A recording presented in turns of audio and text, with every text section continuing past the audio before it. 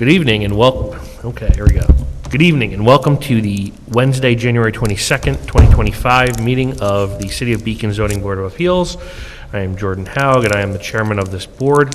Joining us tonight are my fellow board members, our attorney, George, our secretary, and our outgoing building inspector. Thank you for your time here, Bruce. All of the application materials that will be discussed tonight, including any proposed resolutions and any other documents, are available on the city's website. Also on the city's website is a link to the rules and procedures of the Zoning Board of Appeals. I'll take a minute to explain the board's procedures. We'll hear each application. For each application, we'll hear first from the applicant, and then we'll open up to the floor, which seems to be so crowded this evening. If you wish to comment, please step up to the podium when called upon and clearly state your name and address for the record. All comments should be directed to the board, not the applicant or the city staff. And then since it doesn't appear, well, no, let me go through it anyway. So there are two variances on for tonight, both area variances, and so we are beholden to a five-factor test, and so the five things that we as a board can consider, and so this would be beneficial to speak to those five things are, will an undesirable change be produced in the character of the neighborhood or a detriment to nearby properties be created by the granting of the proposed variance? Will the proposed action, well, that's a repeat. Can the benefit sought by the applicant be achieved by some method feasible for the applicant to pursue other than the area variance? Is the area variance substantial? Will the proposed variance have an adverse effect or impact on the physical or environmental conditions in the neighborhood or district? Is the alleged difficulty self-created? And then we are obligated to grant the minimum variance necessary by request. Thank you. Board, the minutes for the November 19th, 2024 meeting were circulated prior to this meeting. Does anyone have any comments or concerns or proposed edits to those minutes? And if not, can I have a motion to accept those minutes? Motion to accept. Motion to accept by Montos. Can I have a second? Second. Second by Stout. All in favor? Aye. Aye. Abstain. I wasn't here. Excellent. 4-0 and a 1 with an abstention. All right. So before we open the public hearing on agenda item number 1, George, can you just give us a primer on this application? I know it's kind of coming back, sort of, from a previous application that was submitted for the March 21st, 2023 meeting. So somehow almost 2 years old already. Yeah. I'm getting grayer by the meeting. Me too. Yep. So if you could just give us an intro. Yeah, absolutely. So the first one we're dealing with is 5 Willow Street. You may recall this came before the board for the first time back in May 2023 and June 2023, those two meetings. There's been that variance back then. It was several variances, partly granted, partly denied, and basically the long story short is there's an edit to the plan now, which is the proposed breezeway connection between the existing two-story accessory building in the back corner of the property and connecting the existing two-story two-family in the center of the property. The reason this is a new application as opposed to just an extension is the work is different, right? So when we approve, or when you guys approve variances, it's limited to the application as presented. Because there are changes, it is a new application even though it looks the same. So that's pretty much the primer on this. They're back, with the new plan. We'll hear from them. You guys will hear from them. You'll ask your questions, and that's pretty much it. But they adjourned, right? Yeah, they've adjourned several times. I think this was originally maybe September. We got this application a few months ago, and they've adjourned a couple times. So, and that was like last month. I think that was due to maybe short of board members a couple meetings, and then unavailability for the applicant a couple meetings. So they've adjourned, but now I believe they should be here tonight. So, George, just for recollection, what variances did we approve Yeah. on that application? So, Previously. back at that time, give me a second here, it was, the approved variances back then were the side yard setback and rear yard setback. Those were approved, which are similar to those now, just a couple tweaks, a matter of quite literally inches. It's, that's, you know, the setback behind the building in the right corner, and then the side yard setback as well, very minimal. The variance that was denied back then was a variance to allow more than one main building on a lot where Right. not more than one main building. This might start jogging the memory. So that was denied, but the other two were approved, those area variances. And I suspect it means nothing without that first variance, so they've tweaked the plan. I know they've spoken to Bruce about this in the building department, and it's gone through iterations, and that's what we're here for today. So, sorry to just continue to interrogate before we open the public hearing, but, so Bruce, so it is now, the new plan, basically, your determination is that there is not a second main building based on the new configuration? Yes, correct. So by them connecting the two buildings together, essentially making it now one building on the property, Got it. Okay, okay? thank you. All right. Can I have a motion to open the public hearing on agenda item number 1? So moved. Motion by Stowe. Can I have a second? Second. Second by Judy. All in favor? Aye. Not Nope, yet. not yet. Not yet. Soon. So if the applicant could come and present, please. It was Stowe and Judy, yeah. USB. There you go. I'm gonna have to get an adapter out of mine. I'm Jeff Battersby, by the way. You've now met my whole family, practically.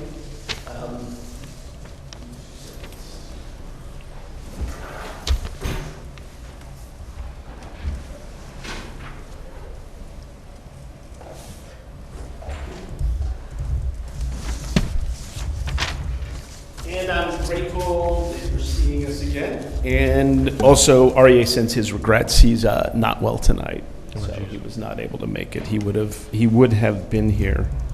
I simply just plug that in and it. You plug it in, and then there's something that pops up, and eventually you press that circle on the little USB dongle there, and it'll. Oh, well, okay. If you go to like my computer. Quick share.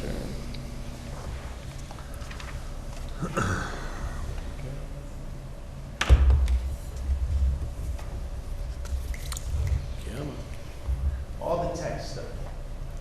Now just press the, yeah. It's still loading. There you go. There you go. George said we approved the side yard, rear yard setback? Yes, but You said we approved the, Yeah, back in June, it was an approval, and I could tell you the, and we approved it for what use? well, To have a dwelling unit on that? No. the use was the whole separate issue. We were just looking at area variances. There were no use variances But then. there was nothing done with that unit at the time, right? No, because they needed all three. Yeah. But we broke it down. Yeah. it was essentially rendered useless, I would imagine, and the applicant could answer that. But my understanding is, without the one to allow more than one building, Right. there was nothing to be They done. were before us one other time before that for having an accessory apartment with a. Yeah, there was a already- parking issue. They were before us once before Mm-hmm. because it was a two-family home that they wanted to add the accessory apartment to. Mm-hmm. Correct. That was We've been the here a few first times. time. Right. The second time was the two principal structures on the lot, And now this is, yeah. the third. So that's absolutely correct, and we, again, appreciate that you have had us here to do this. You are correct, there were a couple of other postponements. We really wanted the full contingent of the zoning board here, which is why we pushed it off. We were given the opportunity to come, but I would prefer to have all of you here. So the idea is really, from our perspective, yes, a renewal of the pre-existing variance that you gave us. It's basically the setbacks that we're concerned with, but we did speak with the building department and found a way that we could make it so it became, instead of a separate accessory building, these two buildings are combined together. As you can see, they're joined with basically a pass-through. And the idea is that we essentially conjoin these two buildings. We provide it so that they're all together. They're considered a single physical dwelling on the property. Yes, it will have the three separate units in that. And just so you understand the idea behind this, this is a house that's been here since the 1800s, late 1800s. The building, the barn that's on it is an original to that. We want to maintain as much of that original quality without allowing it just to fall into the ground, which about, I want to say 10 years ago, we did quite a bit of work on it to restructure that, to make sure that it was supported and well taken care of, and this is the next phase of that. This is the idea that we want to have. So in keeping with the spirit of the zoning laws, we've worked along with the building inspector to tie the two together and to make it so it's a single connected building, and it allows us the opportunity to do the rehab on this that we would like to do. We want to be able to make it into another place, but the expense of doing that for, making it into a garage, it makes it difficult to be able to do that kind of work. So we wanted to enhance it in that way. So it's not that different than what you saw before, other than what is now joining these two buildings together. Can you describe that a little bit, what the conjoining? Sure. So there is, let's see if I can zoom this for you a little bit.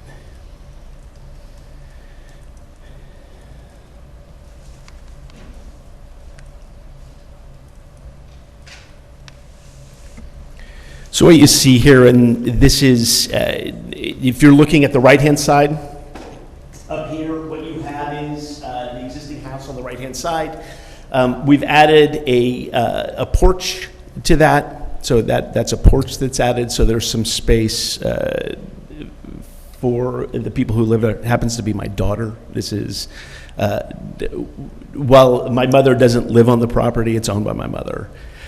This is a place that the family lives. Both of my daughters have lived here, both together, and now my oldest daughter and her wife, her husband, could be wife, her husband lives there. So what we have is we have a pathway that's joined between the two of those. We have a covering that is there. That covering will be completely covered on the top, and it allows direct passage between the two buildings, and it's basically a pass-through that is connecting the two with a roofing structure or a covered structure that goes over the top of it, and then with a stone pathway, if you look at it. So in essence, it's a corridor connecting. It is a corridor, correct. Two parts of the that is a fair assessment of what it is. So it is a corridor. And Is this in the multifamily zoning area? Multifamily permitted? We're in the T-zone. Yeah, so this is allowed. It's in the transitional zone. So multifamily is allowed. They need to have a minimum of 2,500 square feet per dwelling unit. And I believe this property has, I think, just about 8,500 square feet. So they meet the requirement for the 3 units and don't need an additional variance for that. Thank you.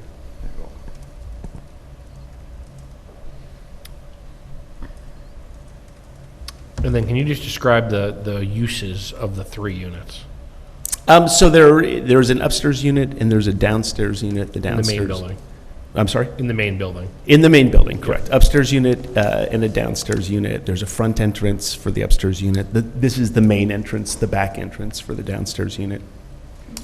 The third unit would again be, it's a small studio. I believe it comes in just a little over 1,000 square feet total, both for the upstairs and the downstairs. Again, using the existing structure, the existing floor plan of the what was there. So it is again, a single, it could be a couple unit, but it's one bedroom, a bedroom upstairs, a bathroom upstairs, and a bathroom, laundry downstairs, and a kitchen, and a small living area down below.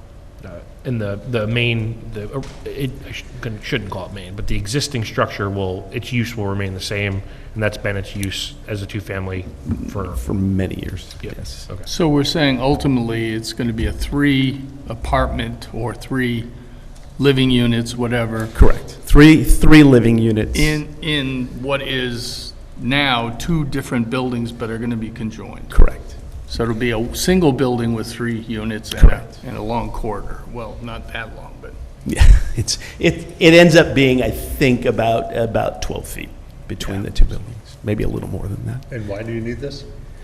Well, there's 2 pieces to it. The first part is what I said. We want to have a way of being able to rehab that building rather than just destroying it, partially because it's from the 1800s and we like to restore it to some semblance of that.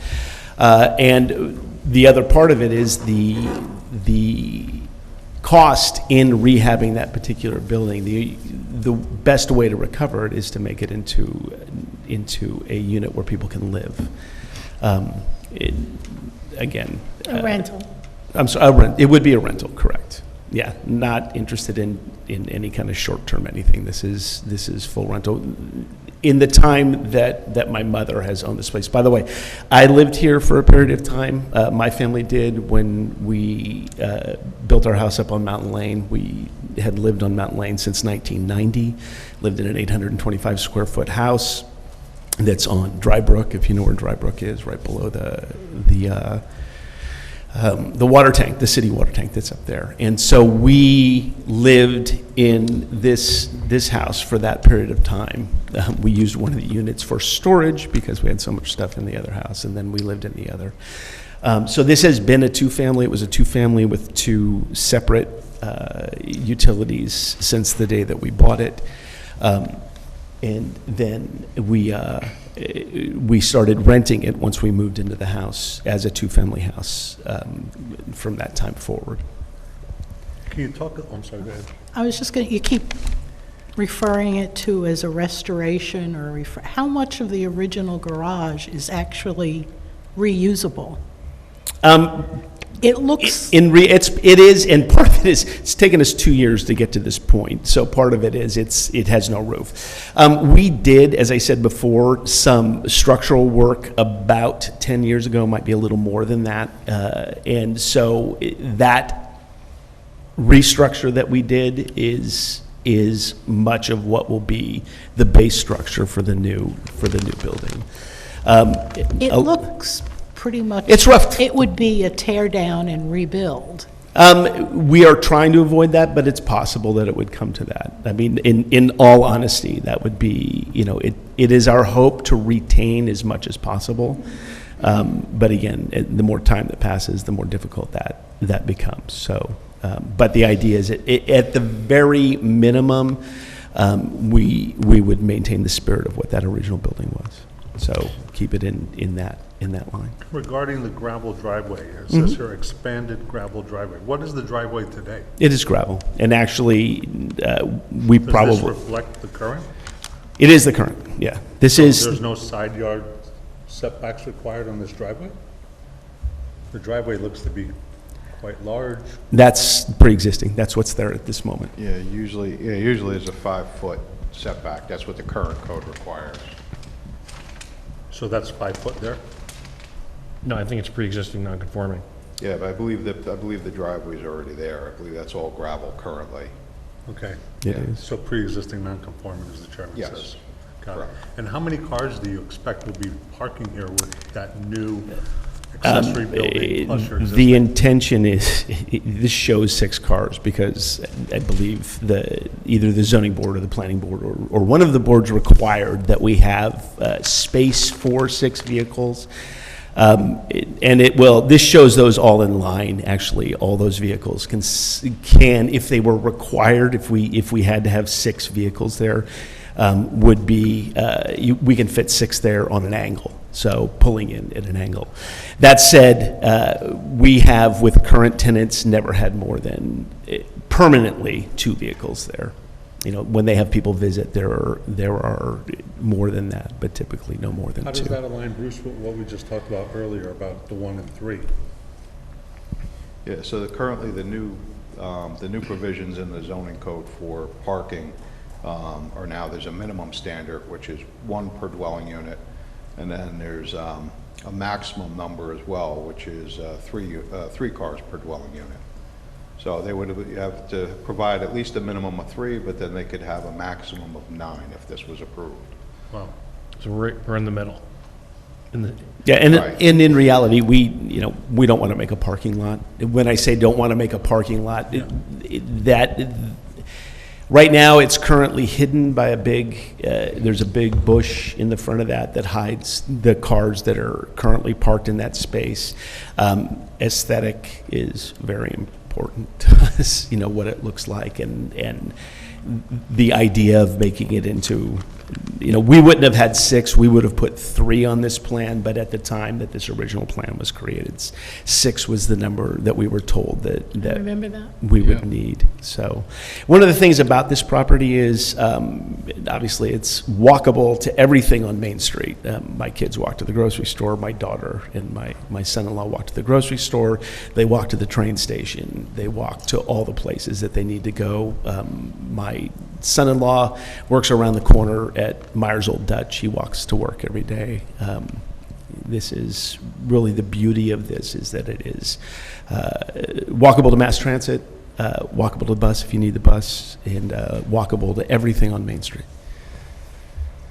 And we would encourage anybody that was renting that to use that freely, the ability to walk freely. I have a question for either or both George and Bruce. This connection we've had at least one similar case before, 359 Cherry Street, where they were putting it, and they did a fully enclosed connection between the main house and the accessory dwelling, making it part of the house. Now this does not even have, for part of it, not even a foundation. It's just a canopy and a walkway.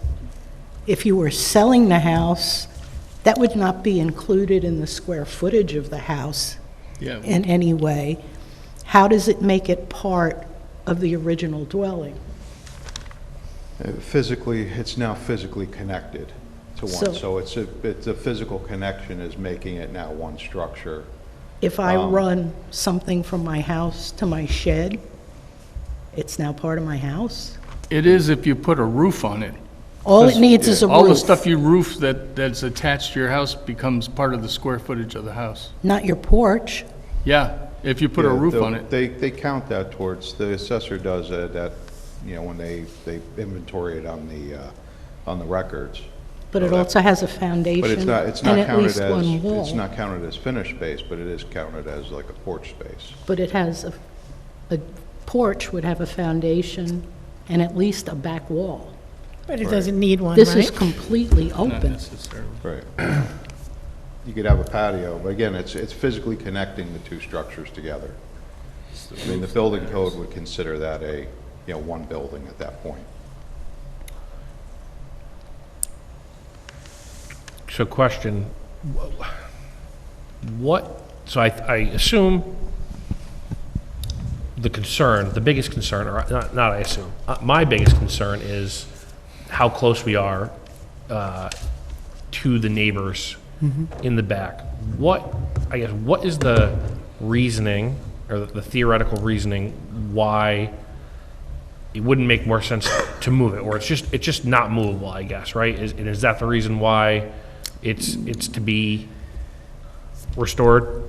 for lack of a better Yeah, term? and I think part of it is then it would encroach on the existing building, I think is one piece of it. The other is that that building has been in this location for over 100 years. Yes, but So it. As a garage. It doesn't, as a garage, actually, I think originally as a barn. You know, it has, if you go into the open area, it's hard to see in the photograph that's there on the left, but that open area is where they rolled hay bales into that building, so you got pulled up that way. It exists there, so it's not any change in what either the side yard neighbors, the rear yard neighbors are accustomed to. It is in an existing place, and Well, it is, I'm sorry to disagree with you, but in my opinion, it is, because now you're making it a livable space, Okay, fair. okay? And I don't want to put words in the chairman's mouth, but I think where he was going with this is why not just extend the existing two-story house? You have the rear yard setback to do that without a variance, and you could achieve your third unit. I think, I mean, there is certainly a benefit to the third unit, but that's not the primary. The primary goal is to restore what was there. The secondary goal, probably equal to or similar to that, is to be able to find a way to cover the cost of that restoration, which is using it as a separate unit. The character of both the property and that building would change significantly if we moved it to be a direct attach to the existing building. And part of that is, you can see that there's great yard space back there that is used by all the tenants, that yard area behind it. If you attach it, you're then creating a barrier for some tenants to be able to get into that particular piece of the property, whether they could walk around the outside of the house. We're maintaining, I believe, the integrity of the property by doing that. We're making it so still all potential tenants of that property would have access to that open space, which I think is beneficial. I think that's a value add as opposed to taking something away from it. So those would be the two main reasons that I'd say that. I probably, obviously in the moment, difficult to come up with others, but those would be the two biggest existing pieces of reasoning behind why it would make less sense to move that building off of its existing location and tie it directly to the main building. There's also the argument to be made in your favor, honestly, that building an additional space off of the existing two-unit building would decrease to some degree some of the amenities of the current two-unit building. That is, you block windows or Correct. whatever, and as a result, that would be less advantageous. And for that back, for the downstairs unit, we would have to change the entrance. The entrance, that's a kitchen area where the current entrance is. It would have to change the entrance so it's on the side, which would change the kitchen itself. Personally, I don't think it would look as good. It would look, to me, it would be too claustrophobic to have all those buildings stuck together like that. The idea of openness feels, and again, to Ms., I don't know how to pronounce your name, Chaco? To her point, it is open, and that pass-through is open, and that allows passage through rather than closure. So that would be my reasoning, that would be the structural reasoning behind not doing it. It's also kind of, today's thinking is that you wouldn't want to knock something down to put something else back up. It's Correct. nice to be able to reuse something that's already there, and it's quite a nice structure. I mean, it needs help, but it's 100%. quite a nice structure. It was like a carriage house at one point. sort of, where, over the years. So to me, I think it's probably the most sane thing to do with this property. And the reason that they're putting this covered thing on is to make it, is to conform with what the zoning requirements are. So I get this. I understand what you're trying to get. Here's what I'm hearing. There are two objectives here, right? The first one is to restore this building to its righteousness, let's say. I think that's great. But the second goal is to recoup the investment as quickly as Right. possible. by What's wrong making with a that? rental unit. There's nothing wrong with that at the surface.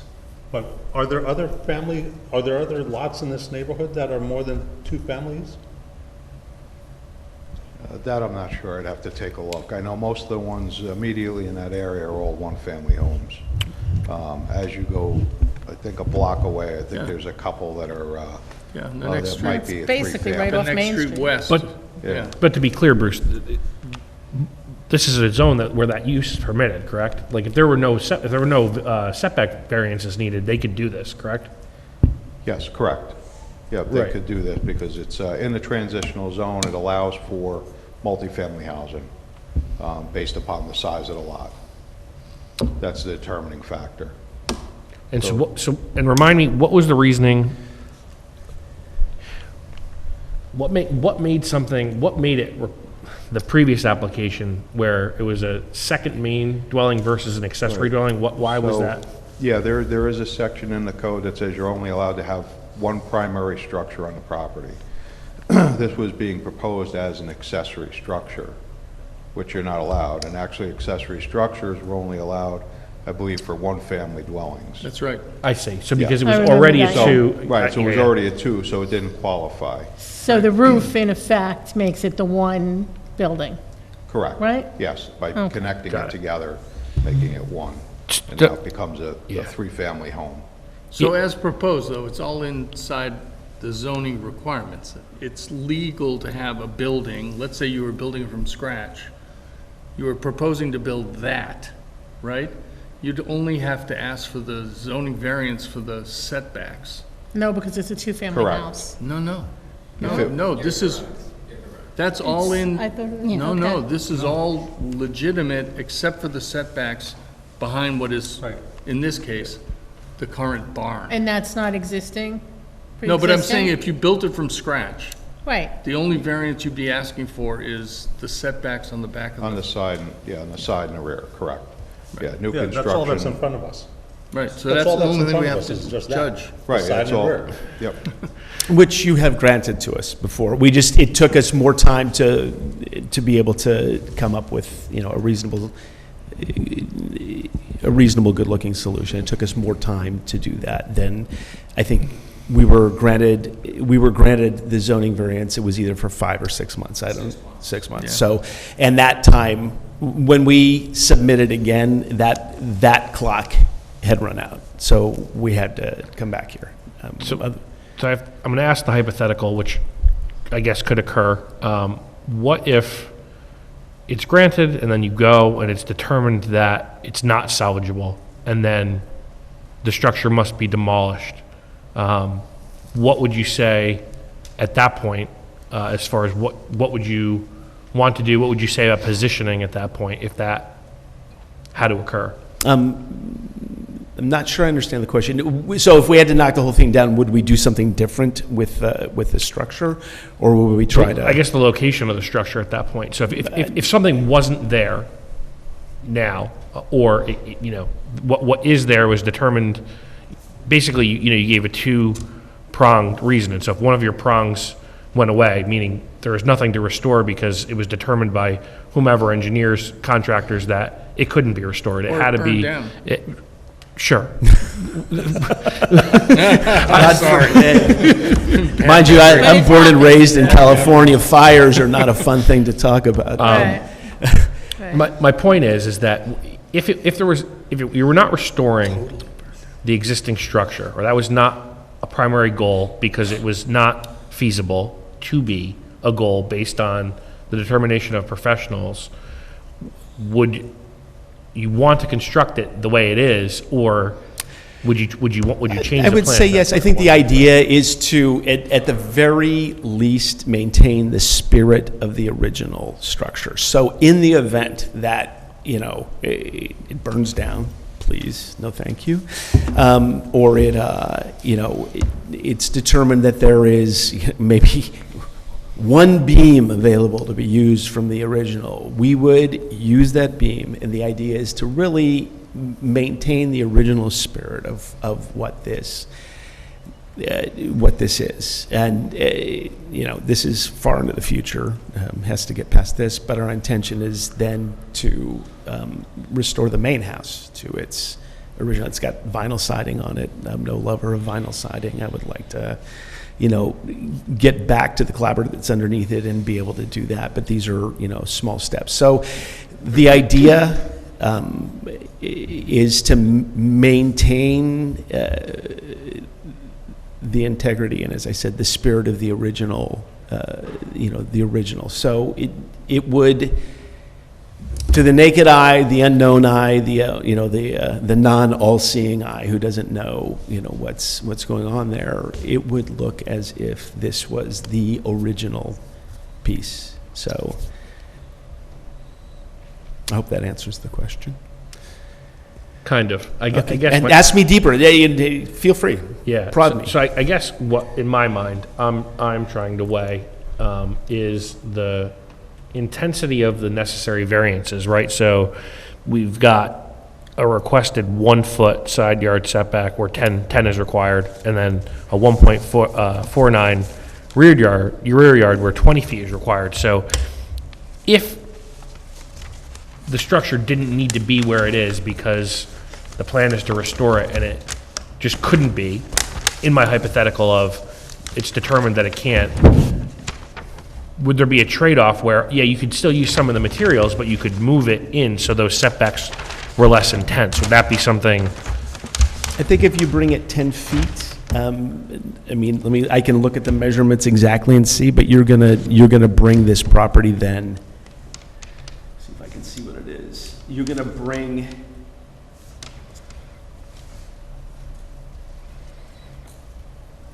Unfortunately, I don't see the distance between the two buildings, but you're going to bring those two buildings so close together if you follow the existing setback requirements as to make it.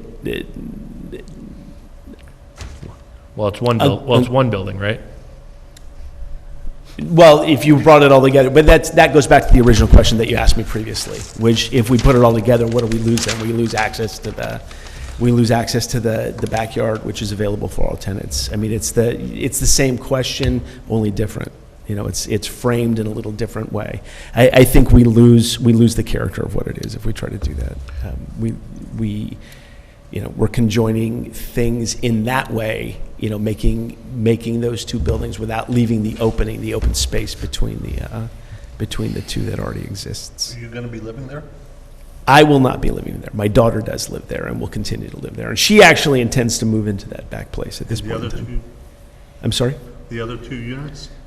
So right now, the way that property works, my oldest daughter, her husband live in the downstairs unit. Their best friends live in the upstairs unit. So it's family, as if my next daughter is very interested in living on the property as well at some point in time in the event that something opens up, which it would, in the event that my daughter moved into the back building. So But you are the owner.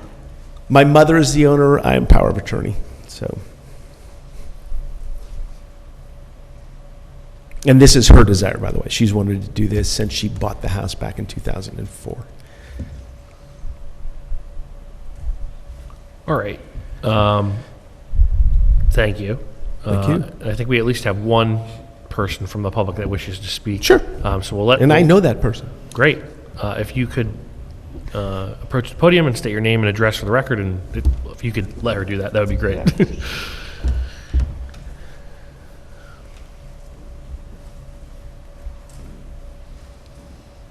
Jill Reynolds, 10 Willow Street. Could you say again? Jill Reynolds, 10 Willow Street. Hello. And please pardon my appearance, I just ran over here from work when I realized, oh, today's the 22nd, because I've been wanting to speak on this project for however many times it's come up, and then it kept getting pushed back and pushed back and pushed back. In my mind, this project epitomizes what we're trying to do with the transition zone in terms of increasing density in the center of town, where tenants would have access to all the everything on Main Street and the train station and schools and everything. I'm a big fan of walkability. I've lived across from this house for over 20 years now, and I'd be really glad, really happy to see it improved and made a working part of the block. And in terms of multifamily stuff, there are other multifamily dwellings on that block, not on the street, but on the block.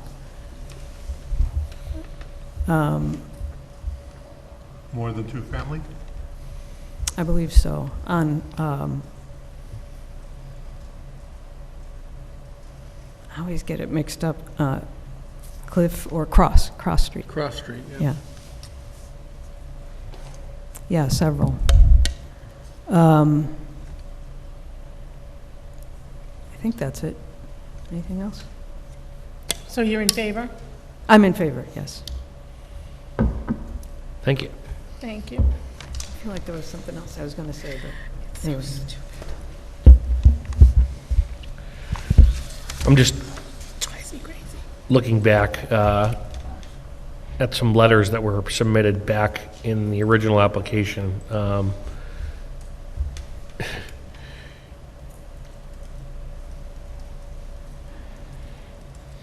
So there was one, there were two that were in support, and then there was an additional one. So this was sent March 20th, 2023, from the owners of 9 Willow at the time. Obviously, I don't know if they still own the property. They claimed that their house was adjacent to 5 Willow. They're happy to hear that the carriage house was to be rebuilt. They're concerned about the 1 yard setback, 1 foot setback. At that time, they were concerned about losing privacy, which is what I recall at the time, and which is my concern. I think we discussed that, and they said something about not putting a window. Just don't put a window. They weren't going to put a window on the side that was going to face that way. Yeah. I think that was, There originally was a window in the turn of the stairwell, yeah. and that was the one window on that side, and appears they took it out. It's actually not out, but we did speak with those neighbors, and again, they're not here to speak for themselves, so I can tell you what we did with them. That window will be semi-opaque. It'll allow light through, but it'll be frosted, so there'll be no visibility from that stairwell, but we will be able to get the light that we need from the stairwell. Okay. Any more questions for the applicant, or anybody else from the public wish to speak on this application? No, all right. There was, back in October 15th, an email from Stephen Wisemore about this application. Just want to make sure for the record that it's confirmed that the email was received. There were actually 2 questions, concerns, and I just wanted to address those here quickly as well so that the neighbor understands that they have been taken into account. One of the things they were wondering is how the reduced setback may impact their own property. This is 182 Main Street, by the way. How the reduced setback may impact their own property, particularly with regard to any future plans they may have for development, including the potential placement of a storage shed or other structures. And the answer to that is it will not affect the neighbor's development rights. The neighbor can develop in accordance with the zoning code as necessary. And obviously, we just discussed the one window being opaque, and I'm not even sure there's a window on this side. There's skylights on the backside? But no windows, okay, so that's, to pick up for the microphone, there's skylights on that side, but no windows. The other question was, there is a tree on my property that is directly behind 5 Willow Street with the proposed new structure so close to the property line. I am concerned that the tree could become a liability or need to be removed, which I would need to address. To that extent, there's no new structure, it's the existing structure here, it's a renovation of that structure, so any tree that overhangs onto 5 Willow, the owner of that property has the right to just cut straight up, right? So and since you're here today, if they run into any issues, we always say if you run into any issues with trees, you could always address it with your neighbor at that point, but my cursory glance at the plan probably does not affect that tree at all. So I wanted to get that on the record as well. Mr. Wisemore went on to say, I want to note that I am not opposed to the variance request, but I am concerned about how it may affect my property rights and responsibilities moving forward. So I wanted to address that for Mr. Wisemore when he watches this video back. Thank you, George. Yeah. All right. So can I have a motion to close the public hearing on agenda item number 1? Motion to close. Motion by Montos. Can I have a second? Second. Second by Stowe. All in favor? Aye. Aye. All right. So now we have some discussing to do. George, legal question. If this variance is granted, and there are no conditions other than the normal conditions that we put on it, and it's determined that the structure needs to be completely rebuilt, they could rebuild a completely new structure in that same space. Is that correct? That is correct, and you could even, food for thought, if you're concerned about sort of if the structure is completely, it needs to be demolished all the way down, and you don't want them to now have the ability to have a 1-foot setback all the way in the middle of the property or on the other side of the property, you could always condition on using that same exact building, and if it has to be rebuilt, the building in the same exact spot. So sort of to the description of the applicant here, that alleviates any concerns with granting a variance, and then, we can't use that building anymore, let's move it into the property and still use that 1-foot setback. So that is a feasible condition I here, gotcha. if that makes sense. Okay. Thank you. So I will go through the factors and discuss as we do. So as to whether an undesirable change will be reduced in the character of the neighborhood or a detriment to nearby properties will be created by the granting of the area variances, and we'll take them together, I suppose, unless anybody has an objection there. Anyone wish to speak first? I think the property is historic. I think it's been there for a long time. I think the way it looks is great. And if it was restored, it would be a real plus for the neighborhood. So no, I don't think it would be any detriment. Thank you. I agree. It's hard for me to comment if an undesirable change will be produced, given the fact that it is in that particular zone, because there's so many supporting letters and only one maybe challenging letter on the record. So it's difficult for me to say that an undesirable change will be produced. So I just don't know the answer to it. Elaine, anything to add? I also don't know if it would be undesirable. It's a far more intensive use than it's been previously used for. So it's hard to judge whether it would be bad or good. Yeah, I think, yeah, I mean, I think that prong has, the two. It's undesirable. I mean, that's obviously subjective. Detriment to nearby properties, I keep reading, and, it's hard, it's hard to say. I think, based on what we have on the record, when weighing the intent of the zone and, what is the intensity of the use that's going to be changed, I don't know. I'm not willing to say it is a detriment. I'm not willing to say that it's not a detriment. So I think I'm neutral on one, would be where I land on that. As to whether the benefit the applicant seeks can be achieved through another method feasible for the applicant to pursue that does not require the area variances. I mean, I'll comment on that. I think we made a potential thought earlier on extending the existing building, then there'd be no issues at all. So I think it can be achieved other ways to achieve getting a third unit. The part it won't achieve is getting an ROI on the investment on rebuilding the existing barn, whatever we call that unit. Yeah, so I think this one's interesting, because it talks about feasibility, and so if you take the benefit the applicant seeks as the two that he stated he's seeking, which is to restore the current structure that's there, and then to also, recapture some of the cost of that. No, right? But if it's determined that it can't be restored, then the benefit changes, because the first desired benefit is eliminated at that point. And so then the question is, does it change the calculus of the variance, or how we're coming to understand the variance? But the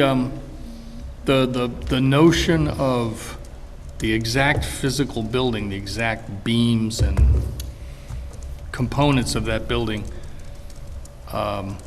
if it was completely destroyed, there's still a value, which I think he was trying to express, of resurrecting potentially a completely new building that's in the same size, space, look, feel, because after all, that building has been there for 100 years.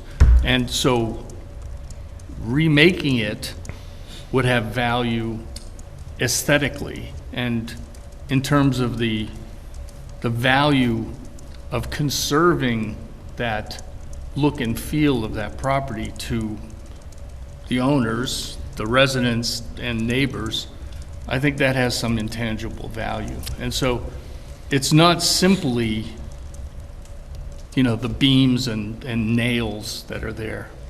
That's a question. Yeah, I do agree with you there. I guess, if nothing was there and we were being asked for, this question, would we say, oh, well, yeah, this looks great, or it would look great, but we really want 5 feet instead of 1 foot? Even if we're not going to say, oh, we don't want it to be one house, because that is not aesthetically pleasing. It takes away all the things that were said. But would we say, oh, well, 5 feet, 6 feet, I don't know what the number is, right? Would make more sense than 1 foot, 1.5 feet. But he's not proposing building it from scratch today. Correct. And of course, that house has been there, that building. Sure. And the outbuilding, they've been there 100 years. So Could we propose that, could we condition it on that if it did have to be completely rebuilt, that it would require bigger setbacks? George?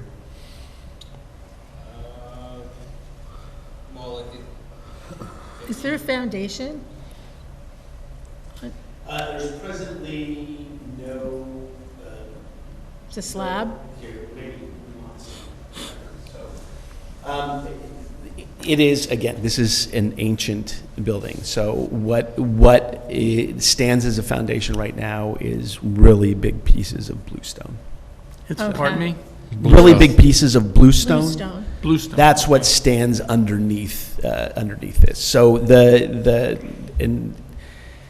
it may well be the same bluestone that was used on the sidewalks in Beacon that have since been replaced in many places, not everywhere, but in How many would places. you even correct that structure without building a proper foundation? Oh, it gets a proper foundation. That's in the plans. So in the rebuilding of this, in that same footprint, it's getting footings in a proper So foundation. what percentage of the building would be rebuilt?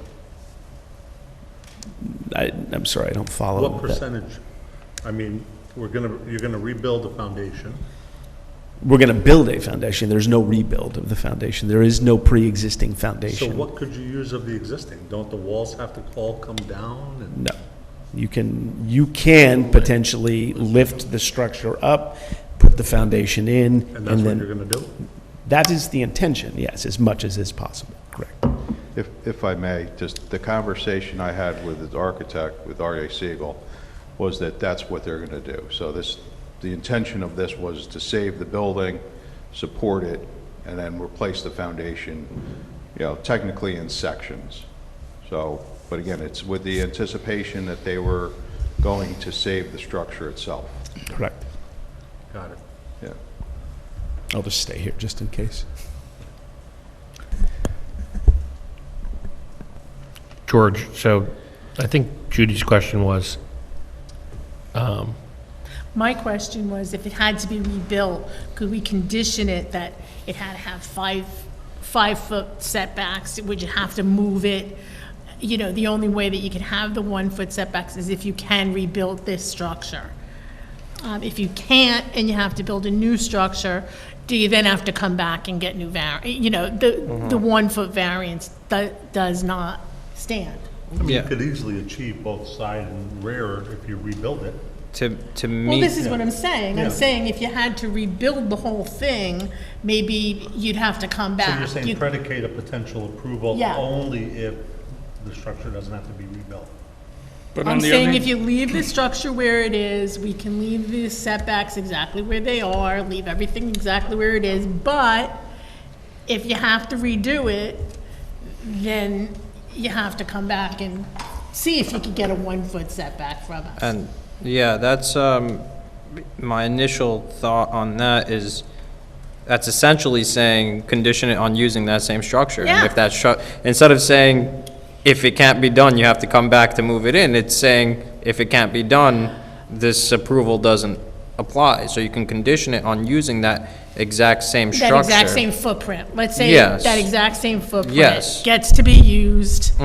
Which in is that the exact- applicant's intention, yes. Right, which I So, get that. In effect, we're saying, once again, we would approve the current setback, Yes, it which would be. we've already done once before. Correct. what they're Then doing. It would be an approval conditioned on using that same structure. Now, if during the construction that's what I was process, asking. REA comes back or whatever engineer comes back and says, all of this has to come down, we got to put some fill back there, whatever the case is, level it out. With a condition like that, it would require the applicant to come back and say, okay, well, we couldn't use that structure. Here's what we are proposing, and it might be moved in toward the middle, it might be in the same area, it's up to the board, but a condition on using the same structure is, I think, appropriate, yes. do you, I wouldn't even say the same structure. I would say the same footprint of that structure. You'd have to, So, keeping the proposed setbacks now as well. Yeah, that could also, same exact spot, condition it on using either the same structure or a new structure in Same that same dimensions. exact spot. same footprint. Same dimensions. Yeah, same dimensions, same, a replica structure, a Yeah, replica Yes, barn. there you go, replica. And that's easier because. That's what he's asking for.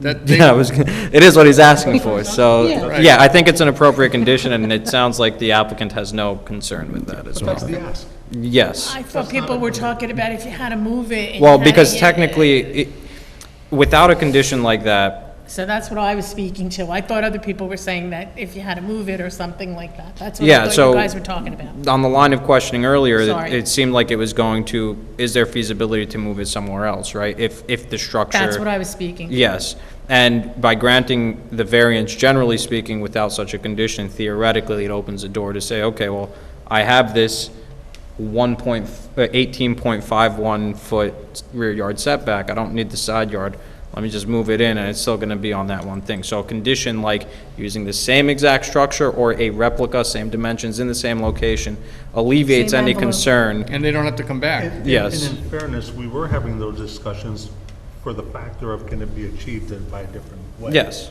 So we were having those yeah, discussions. Yeah, So but if- that- but That's if- kind of what I was Yeah. speaking But to. if one of the goals is they want it to be A replica. exactly in that location where a building has stood for 100 years, then achieving that can't be done by moving it around. But that's not, I didn't hear location was the driver. I heard the building itself was the driver and the ROI on the rebuild were the two. No, no, no, drivers. he very clearly stated over, he used the term soul of the building, but I think the notion is that there's a value in continuing the presence in that lot, in that space, that building or a replica of it, to continue the history of the property. If the building is not at all reusable and it's a complete tear down and they have to rebuild, I don't think asking to come back for different variances is a big ask. It's not going to destroy the soul of the property if you move that building over 5 feet or pulled it up closer to the back of the original house.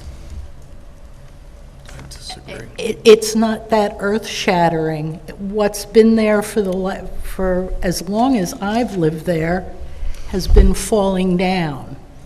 I don't know how many people alive remember what it originally was. If they can't restore what's there and they have to go to a new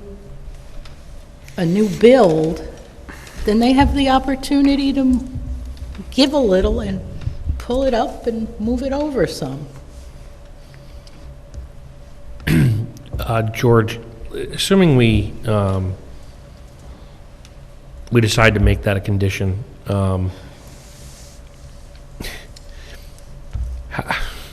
how would there be any enforceability on complete? Right? Like, I mean, there 51%. there was mention of, right, sure, there was mention of one beam, and I know in my world, if you're rehabbing a house and you have one beam, you don't get the implied warranty, because it's not a new construction technically, because there was one beam left, or at least there's legal arguments that say that. Yeah. What are your thoughts on that? That would be a building department, sort of determination, and if there's anything in the code off the top of my head, I don't know off the top of my head, but if there's nothing in the code, it would be the building department determination, and I imagine, it really comes into question if it's, one piece of limestone or one whatever that could be used, and everything else has to come out, right?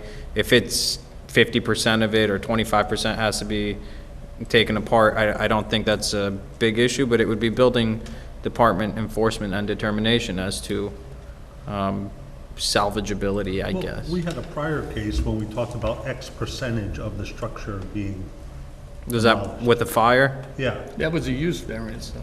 right, but we, at one point, well, there were a combination of things, right? Area, they were talking about area and use Yeah. at various times in the arguments. And they were throwing out a percentage of, what was that Right, percentage so of? that's in the non-conforming, pre-existing non-conforming Right. That's the structure. 50%. If it's destroyed by more than 50%, then it could no longer exist. Right, That was, I believe, was the They lose their 925 grandfathering. Walcott. that's correct. They lost Correct, their yes. use variance. So would 50% be a reasonable figure to apply to something like this, to consider complete Yeah, rebuild I or think not? it would be, yes. So if more than half of it was, taken down, then yes, I believe, it would basically, shouldn't exist anymore. Yeah. Under that statute in the code. Now, with a lot of it being down already, do we think it's Right approaching now, or right now, exceeding it's 50? not. So even if they had saved 2 walls, let's say, and part of the roof structure, that's about 50% of it. And they had rebuilt the front, the front wall and the other side wall.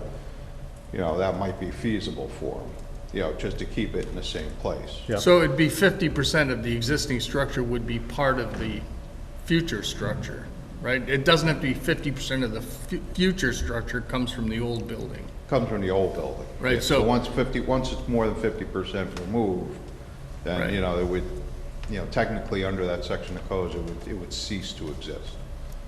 But that section of the code was for loss of a non-conforming use. Yes, Yeah, Right. so not necessarily applicable here, but No, but Right, we 'cause could, this we is could use that. conceptually a standard. Conceptual, we could use that theory in our condition. Correct. We can borrow from it in theory, right? Okay. All right, let's continue. As to whether the requested variance is substantial. Yes, Yes. those are very small setbacks. Yeah, I mean, I think mathematically they're about as substantial as you can get. Yes, I guess so. No comment. You can disagree. It's okay to disagree. No comment.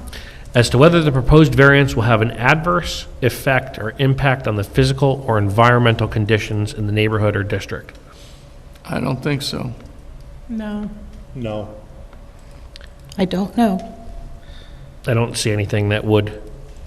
As to whether the alleged difficulty is self-created. Yes. Yes. Yes. Yes. Of course. And then, so, this one kind of speaks to what we've been talking about the whole time, I think. So, is this the minimum, are these the minimum variances necessary and adequate to preserve and protect the character of the neighborhood and the health, safety, welfare of the community? No. Yes. No. Yes. Yes. Right. It's keeping the thing in the same place. So I think this speaks to what we were talking about, right? So I think that they are, if they're able to use what they have. I think, though, if they are not able to use what they have, then I think my answer would be different, hence the previous discussion. Hence the asterisk. Sure. Right. So that's why, if I were to propose a motion, which I'm not going to, I'm going to ask one of you to, I would condition it as to our discussion before, because I think that this factor weighs on that, on their ability to preserve and protect the character of the neighborhood. I agree with that. So with that being said, anyone want to try to put together a motion? I just want to comment that I don't agree that there should be some percentage notion of how much of the existing structure should be retained in order to allow them to fix that building up by one means or another, connect it to the other building, and, come to the outcome that they desire. Because I don't think it really makes much difference if it's 57.6% or 17% of existing lumber in the building being used or not. And to that extent, as I'm thinking out loud from a legal perspective, if, for example, the board said 50% has to be retained, and there's a 52%, can't even really determine percentages, right? It's easy if there's 4 walls and you keep 2, that's an easy thing. You could argue that one wall is shorter than the other, so it's not 50%, whatever the case is. The concern, I think, is if you say 50% and 45% is salvaged, and they have to come back, the applicant comes back for basically a new application and says, hey, I want to build in the same area, we have 45% of the building, the zoning board would have already granted those area variances twice. So it would be a little, depending on what's left, it would be a little difficult to say, well, with 50% of the building, it would have been fine because we've already granted them twice, but with 45% of the building, not. It's a little. I just want to be clear, though, the first granting of the variances, we're not considering a dwelling unit on top. We denied it because of that purpose, so. But the area variances were granted for the structure. Correct. Yeah, and that's the only thing we're considering now, not necessarily what it's used for. The only thing in front of us right now is the area variances on the third unit. Right, but we talked about access from fire engines, if there was an emergency, and if it were just a barn, the impact of granting the variances was less as opposed to a family was living there. So I just want to be clear, the situation then is not an apples to apples.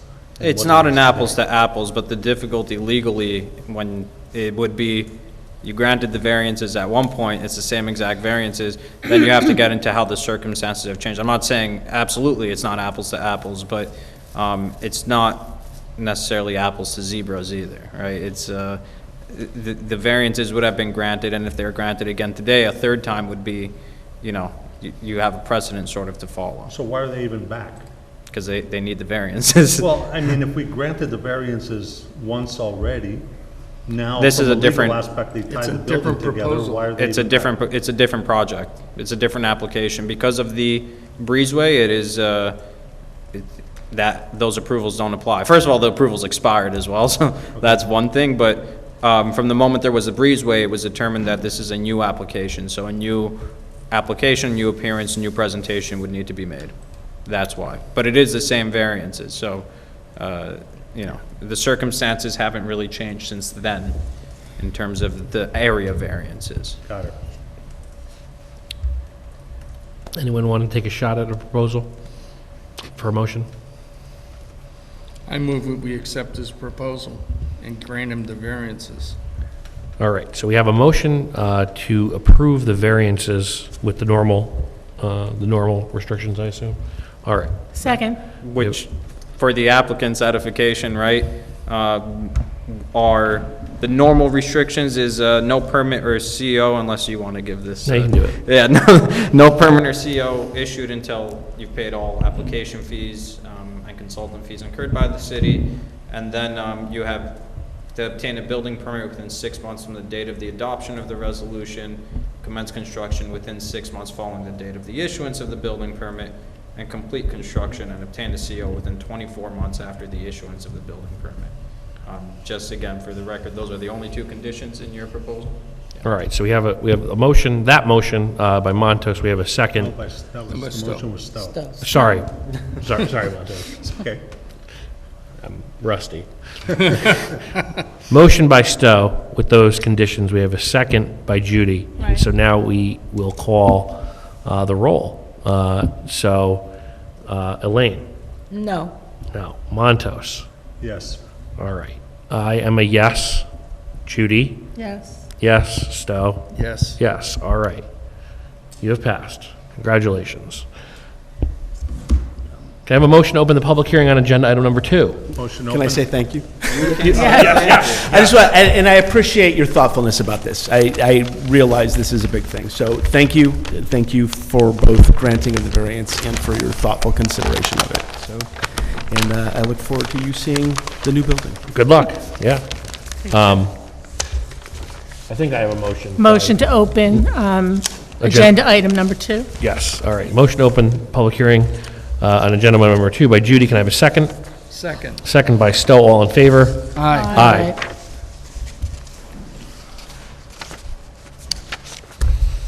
I don't understand this. Yeah, well, By way of introduction, I'm the owner and tenant of 112 Washington. Excuse me, could you speak up? Sure thing. Sorry. Or into the microphone better? Yeah, there we go. The owner and tenant of 112 Washington. I do not have any electronic material today to present, but I know there's at least 2, maybe 3 printed out material for everyone to see here. So I'm here asking for a area variance to attach a 5 by 9 foot deck to the front of our house on Washington Ave facing east. Could you speak into the microphone more? I'm having trouble hearing you. Okay. Take the microphone, put it closer to your mouth, yeah. All right. Right into it. That's better. Sure. That's much better, thank you. Sure, okay. So the Front deck, gotcha. yeah, front deck, I don't believe that there had been any thinking through, we're recent homeowners, and I know that there were some approvals when the reconstruction was done over the last couple of years, and so moving into the space, there are 2 sort of sliding front doors on the exterior wall that faces Washington Ave, which we are then looking to place the deck right outside of there. Beyond the deck, we intend to put some bayberry hedges to sort of soften up the deck space and provide semi-natural fencing to the front windows that are on the property. But ultimately, just looking to have a small space on the front of the house for what is not a multi-generational family yet. We have a couple of young kids and are just always happy to be outside and want to spend some time in the front of the house versus just being in the back of the house. And so without me rambling and thinking beyond that, I hope that the printouts are descriptive and showing what we're looking to do and what was previously approved, and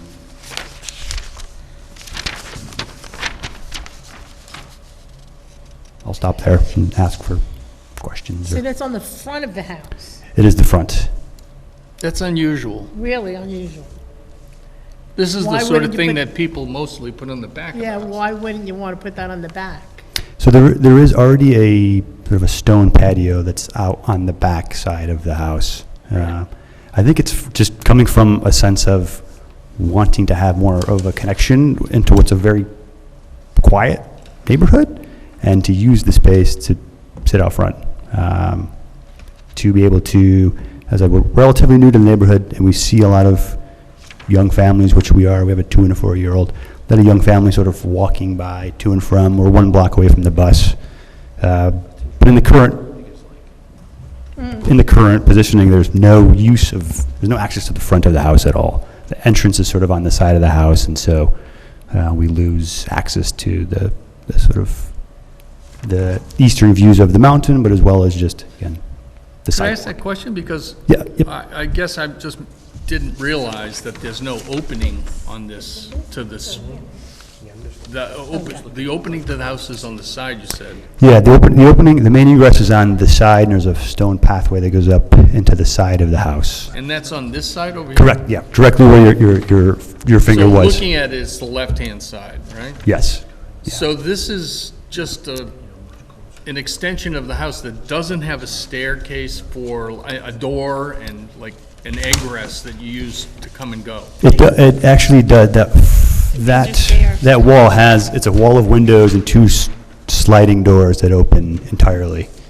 But there's nothing there. It's I think it's roughly a 16-inch step down to the ground. So it almost looks like it was built for there to be a front Is there deck. still a ramp there now? There's nothing there at all. It's just directly to That the, was added, that whole section was added on when they rehabbed the building. There was an addition put on, actually, Bruce, I have So a there's actually question sliding about. glass doors there now? yeah, there's 2 floor-to-ceiling sliding glass doors that are there now. The Okay, so this addition, There was 2 large, I remember there being 2 large windows there. I don't Yeah. remember if it was a sliding glass door, but, Yeah, they're French doors? or- 7.5 to 8 foot, They're- floor to ceiling. Yeah, they're yeah, In maybe between French those two door, windows? sliding door. Yeah, and then next to them are fixed windows. So maybe Right. it's 4 panels, the 2 slide open. I have a question.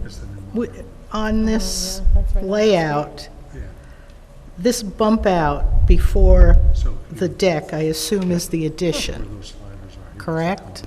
The former addition, yes. Right. And then there's the deck. Now, the deck is going to be run at its longest point 9 feet from the new addition. 5 feet, and then 9 feet wide, I think 5 feet. 6 feet out. 6 feet with the step, sorry, 5 feet is the top deck, and then Well, this says 9, the deck is 9 by 6. wide, yeah, 9 wide and 9 by 6 would be the bottom footprint. And then from the house to the last step is 9 feet. I think that should be the 6 feet? No, sorry. Well, the steps come I'm out sorry, in, on the width. yeah. There's the deck, and then there's the deck steps that come This is down. 9 foot, this Some is go 8 all the foot. Oh, way so you're having around, an the extra last step one over here. I doesn't. see that. That's right, yeah, it's on a slope, so, So that one comes out, it winds up being 9 feet, right? So the setback is 20 feet, and this says That's the the lot- sun porch thing. lot line Bumped out to before. that last step is 10 feet, That's the one that has the, and if from that last step to the house is 9 feet, that means the addition is 1 foot into the, is already into the setback for the front yard by 1 foot, So what do they ask? if the measurements are correct. okay, so I'll give you a little clarification on it. So there was the original permit when they renovated the house, and I believe they built an addition, I think it was on the front and the side.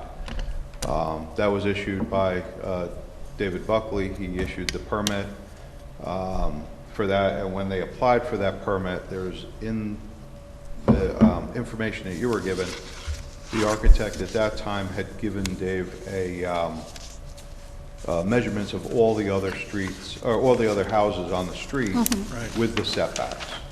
So he allowed them to go out that extra, to be in alignment with the rest of the houses on the street. So he gave them a variance. Yes. Right. So so that was, he allowed that. So by building this deck now, which is already 1 foot encroached, he needs that variance to go out because with the information that was provided previously, you know, all the rest of the houses are back, so that exception in the code, you know, can no longer be applied.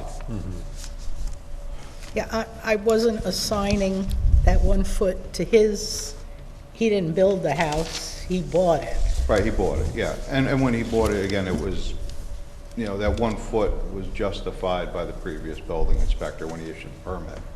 You know, Can they with do the that without a documentation. variance? Did what? How did he do that without a variance?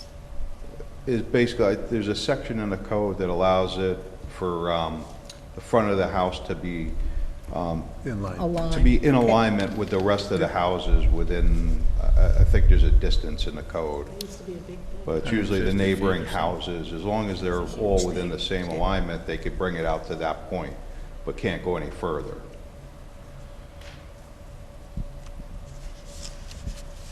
How high is this thing?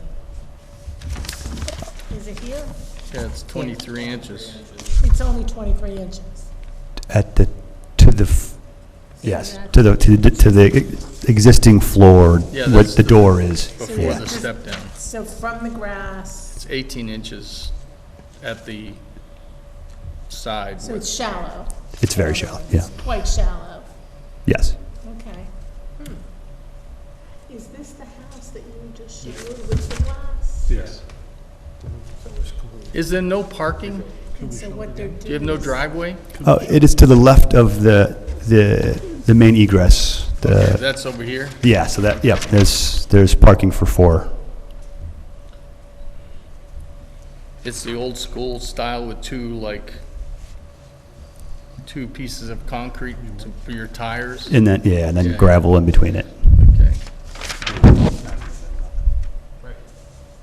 So this doesn't come in conflict with any parking or anything like that? It does not, no. We hate parking in front of the house. No, we've, no conflicts. So it's almost basically like putting your backyard in your front yard. So there's nothing else? My neighbor Yeah, has exactly the same deck, just like this. On the back. It's beautiful, on the back. It's really, really nice. Bruce, there's nothing like this in the neighborhood, is there? Yeah, it's really strange. No, there's nothing that I know of. I Yeah. don't think there's anything in the neighborhood that's similar to this. Usually it's like a front, you know, just, there would be a front porch, that's about it, like a, you know, a landing with a set of stairs in front of the house. Right. Yep. Yeah, I think Well, that, you're not asking for this to be. that's right. I think we aren't interested in sort of the entirety of a porch with railings and a roof, just a simple place to sit and have coffee and make I mean, conversation with people if that pass he by. wanted to lay pavers down there, he could do that, right? If he was to put pavers, you know, close to the ground, Yeah, if he yes. was to do ground level pavers, he could do that. He wouldn't could even do have to that. be here. It's really the elevation that is bringing it here. Now, well, yeah, the only reason he's looking, because he's building an elevated structure. It's really kind of a elaborate set of stairs, really. Yeah, that's kind of how I'm looking at it as well. Yeah. It is. And the stairs are meant to be a place to sit. Like, we don't tend to put a table and chairs or anything. It's meant to just be a easy place to spend maybe 5 minutes or 30 minutes sitting around the steps. Any other questions? I would just say, don't put a roof over it. Yeah. Can they? No. Let's not go there. Can of worms. All right, any other questions? Sorry, thank you. Oh, it's off. Any other questions for the applicant? Great. Anyone from the public wish to speak? You just state your name and address for the record. Sergey Krasikov, 386 Liberty Street. I do have a question. I do work for the company that's designed and building it, and this is my project, but I am also a neighbor. Can I speak as a neighbor, or? You can speak as either. All right. So as a neighbor, I live on Liberty Street right around the block. I take Washington Street, I jog there, I take my kids. So anything that brings people out and puts eyes on the neighborhood, it kind of creates more inclusive. It creates safety. When everybody in their backyards, you don't see what's on the front, and we have this problem with speeding on Washington, and it's kind of like, it should be a beautiful neighborhood street, and it's almost like a speedway. So I feel like bringing people out and giving them a reason to be up front in the front yards, it makes the neighborhood safer and better. As a parent with 2 kids, like circularity and navigation around the house is very, very important. Like you want people to move around, jump out, sit, and move around, and this design kind of allows for this easy access from different sides. Where, I work for One Nature. It's a regenerative landscape design construction company with very strong artistic kind of underpinnings for everything we do. So it was designed to kind of blend into the landscape and emerge and kind of, with the landscaping, with bayberry shrubs around to soften it and not be like an imposing structure that takes out from neighborhood. We believe it adds to the neighborhood. So, sort of confusing my roles. No, I appreciate that. I think that those are some good points. All right. So I will take a motion to close the public hearing on agenda item number 2, please. Motion to close? Motion by Judy. Can I have a second? Second. Second by Montos. All in favor? Aye. Aye. All right. As to whether, of course, as to whether an undesirable change will be produced in the character of the neighborhood or a detriment to nearby properties will be created by the granting of the area variance. Anyone want to? No, I don't think so. No, I don't think so. Well, I do have this one concern. It's small, just the notion that they're moving the sense of where the property, the building ends is closer to the sidewalk.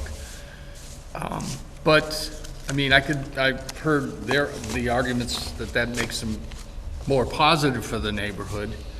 I'm just worried that somebody would come before us next year and say, I want to build a porch that goes out that far. Well, And so I'm worried about is it a precedent that in fact somebody might want to build something that isn't just an elaborate set of stairs? I don't think this is a precedent because that wouldn't be the same thing. I It'd be agree. a whole different thing, right? A Yeah. whole different kind of apple. I think, for the record, for the video, the strongest, the reason why I'm not really concerned about it is because it's 18 inches or whatever the number was. It's not what I would consider 23, right? I would not consider, sure, it's a structure by definition, but it's not a structure, right? In stairs. So I think if this was a room, I would be looking at it differently. Completely different. Yeah, completely With differently the than it railing is. or something like that? I would also say the applicant can simply put in a paver patio there and not have to come to us. Right. I think this proposal is a lot nicer than putting in a paver patio. I think that, I would be worried about what precedents that would set, right? To your point before about precedents. So, yeah, when we get through the factors, we'll go up, Yeah. Anything? I agree with both of you guys. Yeah. Elaine, anything to add?